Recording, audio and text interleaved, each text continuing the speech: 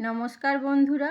হোলি দোল উপলক্ষে দুদিন বাবুর স্কুল ছুটি ছিল। আজ বৃহস্পতিবার বাবুর স্কুল টিফিন নিয়ে হাজির হলাম। আজ বাবুর টিফিনে ছিল চিঁড়ের পোলাও।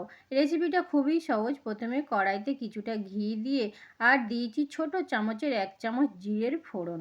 তার মধ্যে দিয়েছি টুকরো করা আলু, গাজর ও কয়েকটা টুকরো করা কাঁচা লঙ্কা। স্বাদ অনুযায়ী নুন দিয়ে নেড়েচেড়ে এবার দিয়ে দেব টুকরো করা পনির।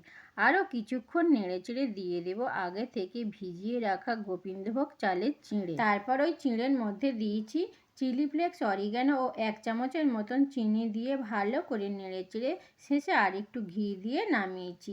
ওই চিঁড়ের পোলাও কিছুটা দিয়েছি শেষে। ফলের মধ্যে ছিল একটা কমলা লেবু ও খুব মিষ্টি 5টা কুল দিয়েছি। এটাই ছিল আজ তীর্থবাবুর টিফিন। 1 বোতল জলের সাথে টিফিন আইডিয়া বা টিফিন রেসিপি তোমাদের কাছে কেমন লাগলো? ভালো লাগলে ছোট্ট করে একটা লাইক করো। ধন্যবাদ।